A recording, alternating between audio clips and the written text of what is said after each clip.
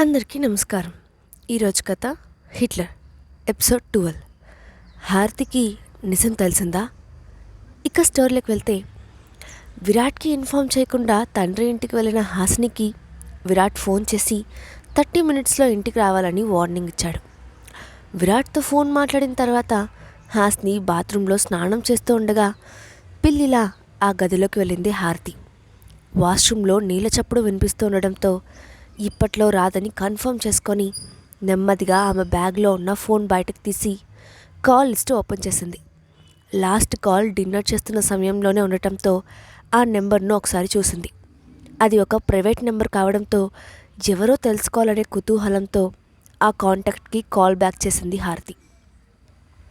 Call connect అయిన వెంటనే, నన్ను మిస్ అవుతున్నావా అని వినిపించిన మేల్ వాయిస్కి షాక్ అయింది.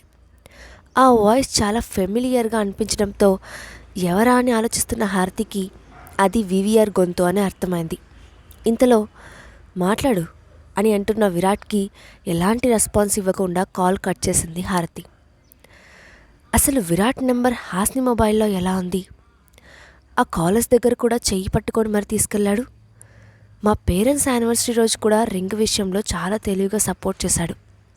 ఎందుకు ఇదంతా చేయాల్సిన అవసరం అతనికేముంది? అంటే నా అనుమానం నిజమే ఏమో. వీళ్ళిద్దరి మధ్య లవ్ అఫైర్ నడుస్తోందా అని రకరకాలుగా ఆలోచించింది హారతి. నో, నేను ఒప్పుకోను. అలా జరగడానికి వీల్లేదు. విరాట్ కేవలం నా వాడే, నాకు మాత్రమే సొంతం. నాకు దక్కాల్సిన వాటిని ఆ హాస్ని ఎగరేసుకుపోతుంటే చూస్తూ ఊరుకోవడానికి నేనేమి దద్దమ్మని కాదు. నేను కోరుకున్నది పొందడానికి ఎంత దూరమైనా వెళ్తాను అని కోపంగా అనుకుంటూ ఆ రూమ్ నుండి వెళ్ళిపోయింది. అప్పుడే బాత్ చేసి వచ్చిన హాస్నికి జరిగిన విషయం తెలియదు. విరాట్కి చెప్పినట్లే మరుసటి రోజు పొద్దున్నే నిద్రలేచి ఫ్రెష్ అయ్యి ఇంట్లో వాళ్ళు ఎవరూ లేవకముందే ప్యాలెస్కు బయలుదేరింది హాస్ని. క్యాబ్ దిగి లోపలికి ఎంటర్ అయిన హాస్నికి హాల్లోనే కనిపించింది సరిత. నేరుగా ఆమె దగ్గరికి వెళ్ళి, విరాట్ గారు నిద్రలేచారా అని కంగారుగా అడిగింది. ఇంకా లేదు మేడం అని వినయంగా బదులిచ్చింది సరిత. ఓకే, థ్యాంక్ యూ అంటూ తన భుజానికి ఉన్న బ్యాగ్ అక్కడే సోఫాలో పడేసి గబగబా విరాట్ రూంలోకి నడిచింది హాస్ని. డోర్ తీసుకొని లోపలికి వెళ్ళిన హాస్నికి బెడ్ మీద గాఢ నిద్రలో ఉన్న విరాట్ కనిపించాడు. అమ్మయ్య, టైంకి వచ్చేశాను. ఇక ఈ రోజుకి హిట్లర్ దగ్గర సేఫ్ అయినట్టే. బుద్ధిగా అతడి బెడ్ దగ్గర కూర్చుంటే సరే, కళ్ళు తెరిచిన వెంటనే కనిపిస్తాను అని అనుకొని నిదానంగా ముందుకు వెళ్ళి బెడ్ పక్కనే ఉన్న చైర్లో కూర్చుంది హాస్ని. ఎప్పుడెప్పుడు కళ్ళు తెరుస్తాడా అని ఈగర్గా ఎదురు చూస్తూ పడుకున్న హిట్లర్ ముఖాన్ని పరిశీలనగా చూసింది హాస్ని. 6 అడుగుల కంటే ఎత్తులో, తెల్లటి స్కిన్ టోన్తో, మగసిరి ఉట్టిపడే మీసకట్టుతో, కండలు తిరిగిన దేహంతో నిద్రపోతున్న మన్మధుడులా ఉన్న విరాట్ని చూసిన హాసిని, అబ్బాయి మరీ ఇంత హాట్గా ఉంటే అమ్మాయిలు పడి చచ్చిపోకుండా ఎలా ఉంటారు? ఎక్కడో నాలాంటి అరుదైన ఆనిముత్యాలు తప్పితే ఏదైనా నువ్వు చాలా గ్రేట్ హాస్ని బేబీ అని తనను తానే మెచ్చుకుంటున్నట్లు భుజం తట్టుకుంది హాస్ని. సమయం గడిచిపోతూ ఉంది, కానీ విరాట్ ఎంతసేపటికి నిద్రలేవడం లేదు. అబ్బా, పొద్దున్నే నిద్రలేచి మరీ పరిగెత్తుకుంటూ వచ్చాను. ఎర్లీ మార్నింగ్ నిద్రలేవడం నా డిక్షనరీలోనే లేదు. కానీ హిట్లర్ గురించి 6:30 కల్లా ఇక్కడికి వచ్చేసాను. ఇప్పుడు టైం 7:30 అయింది. ఇంకెంతసేపు పడుకుంటాడు అని అసహనంగా అనుకుంది హాస్ని.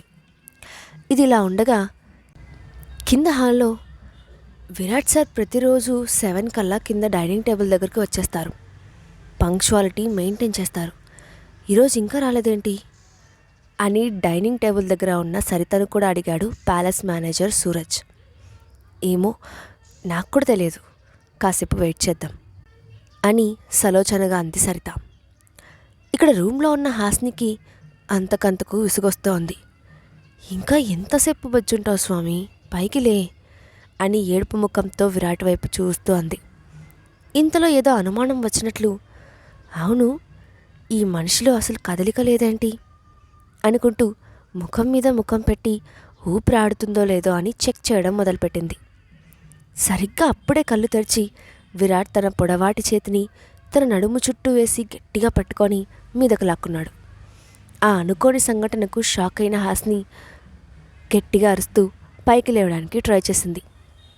కానీ అతని పంజా లాంటి చేతుల బలం ముందు తన బలం సరిపోక నీళ్ళ నుండి బయటపడ్డ చేప పిల్లల్లా గిలగిలా కొట్టుకుంటూ నన్ను వదలండి విరాట్ అని వేడుకుంది.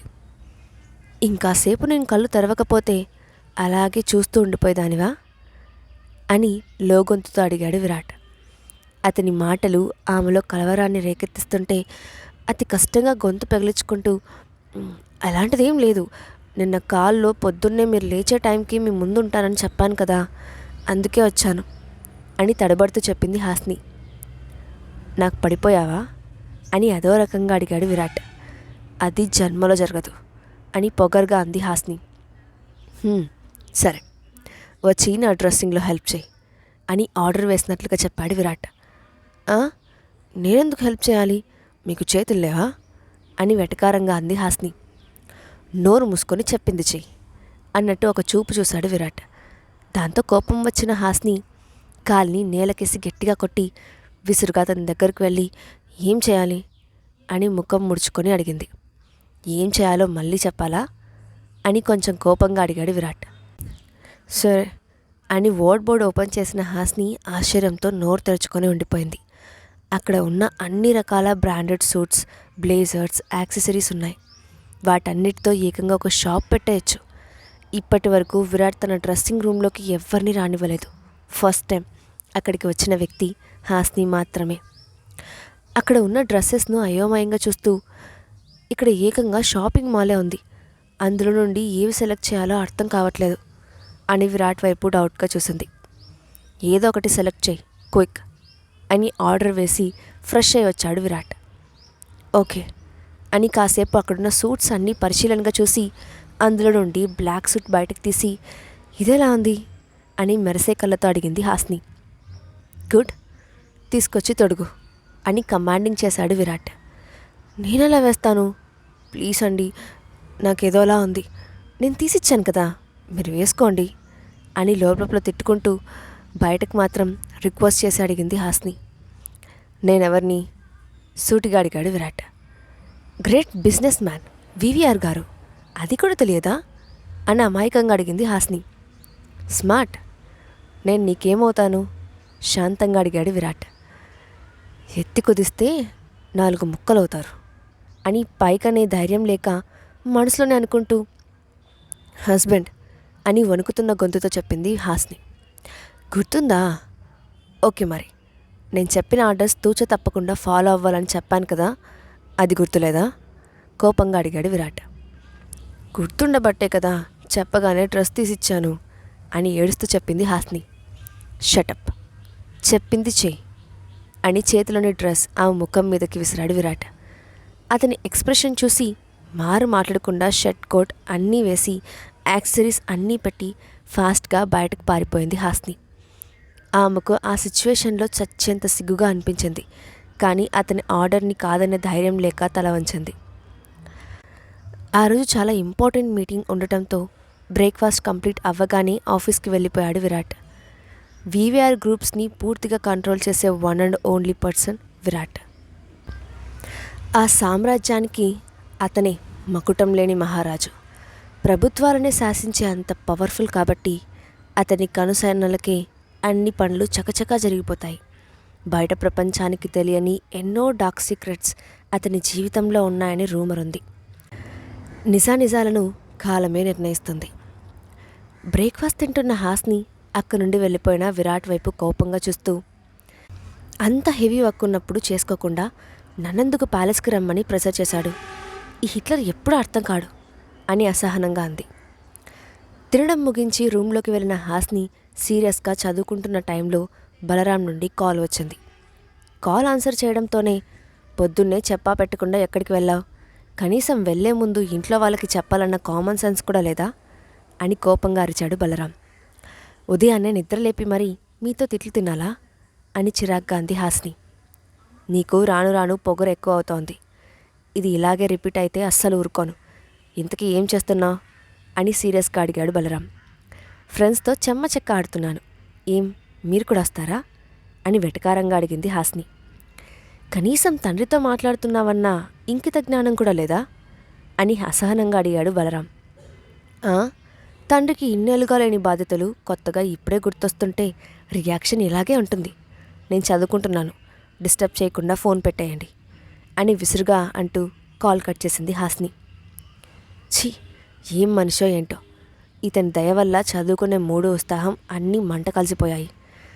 హ్మ్, హా, కాసేపు గేమ్ ఆడితే నా మైండ్ డైవర్ట్ అవుతుంది అనుకుని మొబైల్లో క్యాండీ క్రష్ ఆడటం స్టార్ట్ చేసింది హాస్ని. ఇంతలో కీర్తి నుండి కాల్ రావడంతో అటెండ్ చేసింది.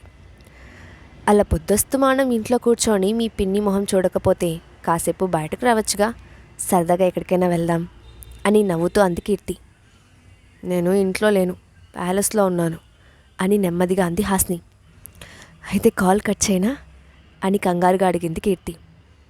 హిట్లర్ ఇంట్లో లేడు, కంగారు పడకలే అని నవ్వుతూ అంది హాస్ని. అది సరే కానీ నిన్న మీ ఇంటికి వెళ్ళావు కదా, అప్పుడే వచ్చేసావేంటి? విరాట్ గారు ఒప్పుకోలేదా? అయోమయంగా అడిగింది కీర్తి. అవును, అందుకే మార్నింగే వచ్చేసాను.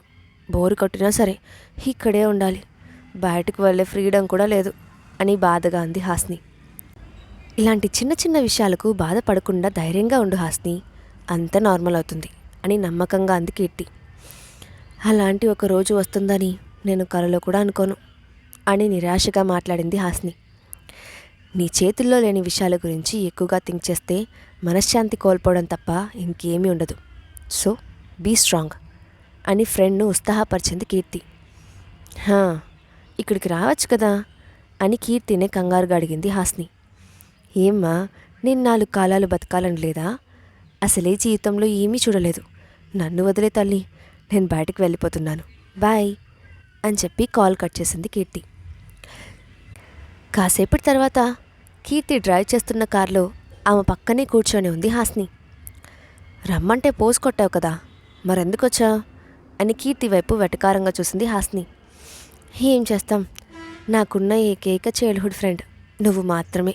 నీతో కాకపోతే ఎవరితో వెళ్తానే?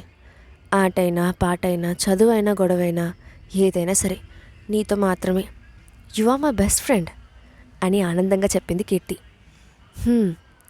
చిన్నప్పటి నుండి నీ ఫ్రెండ్షిప్ లేకపోతే మా రాక్షసుడి చేతిలో నేనేమైపోయేదాన్నో. నా దగ్గర నుండి అమ్మని లాగేసుకొని అన్నీ దూరం చేసిన దేవుడు నీ స్నేహాన్ని ఇచ్చి తన తప్పుని సరిచేసుకున్నాడు అని ఎమోషనల్ అయింది హాస్ని. ఆమె మాటలకి కీర్తి కూడా బాగా బాధపడింది. సిచ్యువేషన్ తేలిక చేయడానికి అన్నట్లు బయటకు వచ్చి చిల్ అవ్వకుండా ఈ ఏడుపేంటే పాప, స్మైల్ ప్లీజ్ అని సరదాగా మాట్లాడింది కీర్తి. ఆమె మాటలకి నవ్వుతూ, హీడియట్, ఎలాంటి సిచ్యువేషన్లో ఉన్నా సరే నువ్వు అమలు చేస్తావు. చాలా రోజుల తర్వాత ఫ్రీడమ్ దొరికింది, కనీసం ఈ రోజైనా హ్యాపీగా ఎంజాయ్ చేయాలి అని నవ్వుతూ అంది హాస్ని. డెఫినెట్గా ఎంజాయ్ చేద్దాం, ఈరోజు మనదే అని మరింత ఉత్సాహాన్ని పరుస్తూ ఒక ఫేమస్ రెస్టారెంట్ దగ్గర కార్ ఆపింది కీర్తి. అయితే వీకెండ్ కావడం వల్ల అక్కడంతా వెహికల్స్తో ఫుల్ రష్గా ఉంది. కార్ పార్కింగ్ వైపు టర్న్ చేసి ముందుకు వెళ్తున్న కీర్తికి అడ్డుగా వచ్చాడు సెక్యూరిటీ గార్డ్. అతను అలా సడన్గా రావడంతో ఒక్కసారిగా బ్రేక్ వేసి డాష్ ఇవ్వకుండా కంట్రోల్ చేసుకుంది కీర్తి. గట్టిగా ఊపిరి పీల్చుకొని కోపంగా కార్ దిగి ముందుకు వచ్చి, ఏయ్, కళ్ళు కనిపించట్లేదా? కార్కి అడ్డంగా వచ్చా, పక్కకి తప్పుకో, పార్కింగ్ ప్లేస్కి వెళ్ళాలి అని అసహనంగా అంది కీర్తి. ఏ అమ్మాయి, ఇదేమైనా నీలాంటి అల్గా జనం వచ్చే రెస్టారెంట్ అనుకున్నావా అని వెటకారంగా అన్నాడు ఆ సెక్యూరిటీ గార్డ్. ఎవర్రా అల్గా జనం, నోరు అదుపులో పెట్టుకొని మాట్లాడకపోతే నాలుక కోస్తా అని కోపంగా అంది కీర్తి. పో అమ్మా, పక్కకి పో, పెద్ద వచ్చింది క్వీన్ విక్టోరియా. ఏదో వయసులో చిన్నదానివని ఓపిగ్గా చెప్తున్నాను, లేదంటే ఈ పాటికి మెడ పెట్టుకొని బయటకు గెంటేసేవాడిని అని చిరాకు పడ్డాడు సెక్యూరిటీ గార్డ్. నేను ప్రిన్సెస్నో బికార్నో నీకెందుకు, నీ పనేదో నువ్వు చెయ్యి, ఎక్కువ మాట్లాడితే నీ ఓనర్కి కంప్లైంట్ ఇస్తా, జాగ్రత్త అని హెచ్చరించింది కీర్తి. ఎవరికి చెప్పుకుంటావో చెప్పుకోపో, నాకేం భయం లేదు అని పొగరుగా అన్నాడు సెక్యూరిటీ గార్డ్. ఇంతలో కారులో కూర్చున్న హాస్ని అక్కడ జరుగుతున్న గొడవల్ని చూసి వేగంగా బయటకు వచ్చింది. ఏమైంది కీర్తి, ఏంటి ప్రాబ్లం అని కంగారుగా అడిగింది. మనం లో క్లాస్ పీపుల్ అట, మనలాంటి వాళ్ళు ఈ రెస్టారెంట్లో ఎంట్రీ లేదంట. ఇతను నోటికి వచ్చినట్లు మాట్లాడుతున్నాడు, బుద్ధి చెప్పాలి కదా అని కోపంతో ఊగిపోతూ అంది కీర్తి. వాట్ అంటూ చుట్టూ ఒకసారి గమనించిన హాస్నికి విషయం అర్థమైంది. చుట్టూ లగ్జరీ కార్స్తో నిండిపోయాయి. వాటి మధ్యలో మా బుల్లి కార్ అతని కంటికి కనిపించట్లేదు. అందుకే ఇతను చిన్న చూపు చూస్తున్నాడు అనుకుంది హాస్ని. ఆ తర్వాత ఏం జరిగిందో నెక్స్ట్ పార్ట్లో చూద్దాం. ఈ స్టోరీ అప్డేట్ ఎలా ఉందో కింద కామెంట్ బాక్స్లో మీ ఒపీనియన్ని షేర్ చేయండి. ఇలాంటి మరిన్ని స్టోరీస్ కోసం మా ఛానల్ని తప్పకుండా సబ్స్క్రైబ్ చేసి పెట్టుకోండి. Thanks for watching.